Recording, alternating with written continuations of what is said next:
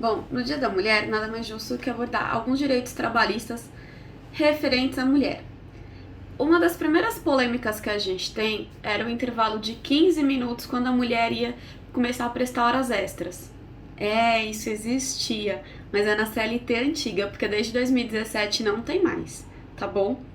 Existia sim, muitas empresas não cumpriam.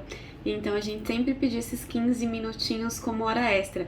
Era um intervalo para que a mulher pudesse descansar, tomar um café, uma água, alguma coisa assim, e iniciasse as horas extras. Sempre não superior a 2 horas, que é o limite de horas extras diárias. Mas aí a gente tem outras questões também que são um pouco polêmicas. A CLT, ela prevê que em caso de insalubridade, a mulher fique afastada das atividades, seja remanejada para alguma outra atividade dentro da própria empresa. Então, por exemplo, aquelas que mexem com raio-x, por exemplo, é uma situação de insalubre. Então, a mulher que ela está gestante, ela não pode trabalhar ali, ela precisa ser remanejada para um outro departamento, até após a licença maternidade dela. Quando ela voltar, ela pode voltar para as atividades dela. Mas vale lembrar que a mulher, ela tem estabilidade, que a gente, na verdade, não é estabilidade, é que a gente fala errado. Vou até explicar por quê. Porque estabilidade é eterno, né? A provisória é garantia de emprego. Então, o termo mais correto na hora de usar é garantia de emprego. Mas como todo mundo conhece por estabilidade, então vamos falar. A estabilidade da gestante é da confirmação da gestação até 5 meses após o parto. Tá, mas a mulher tem de licença maternidade 120 dias. Outra coisa interessante é que se a mulher pedir a demissão e aí ela quiser retornar às atividades dela por causa da gestação, não pode. Não é previsão legal, mas a jurisprudência majoritária, ou seja, o entendimento de praticamente todos os juízes, desembargadores e ministros na área trabalhista é de que se a pessoa pediu demissão, ela não teria direito a essa estabilidade, tá? Mas se ela for dispensada, tem direito à estabilidade, sim. E aí entra com ação trabalhista, ela retorna ao emprego e esse período em que ela ficou sem trabalho, esse limbo que a gente chama esse período, ela recebe de maneira indenizada, tá, Carol? E se ela entrou com processo trabalhista, quase batendo os 2 anos, porque ela esperou todo o período de gestação e de estabilidade para entrar com a ação trabalhista. E aí? E aí ela tem a conversão dessa reintegração em indenização. É indenização durante todo o período, tá bom?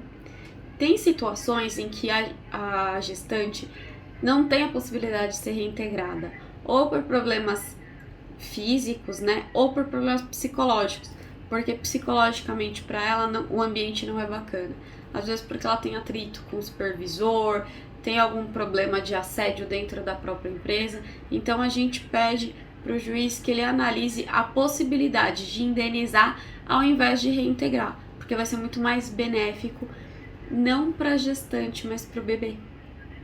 A gente sempre preza nessa situação o bem-estar do bebê e não tanto da mãe ou da empresa nessa situação. A gente sempre vê a questão do bebê. Mas tem uma outra situação também que é interessante e aí é passível de muita discussão, que é a situação de que a mãe, né, não é a gestante, a mãe, ela tem aí direito à amamentação.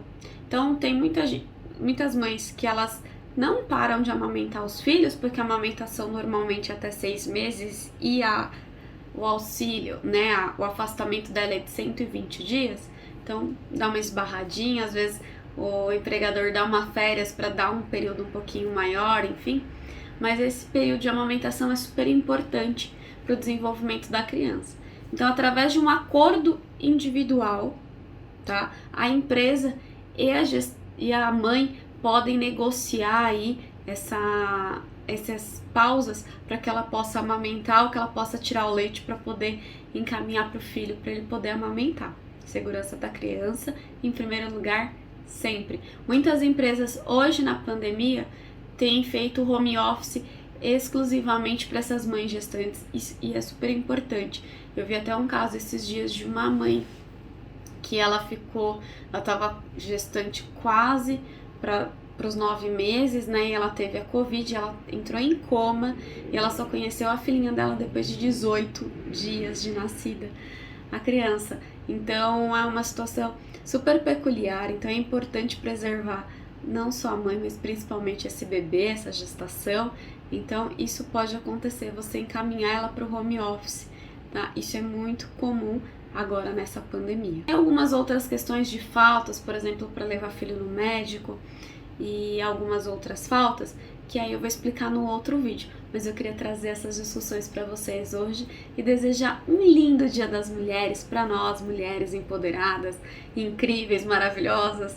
É isso aí, um beijo enorme para vocês e até o próximo vídeo, para vocês conhecerem ainda mais seus direitos.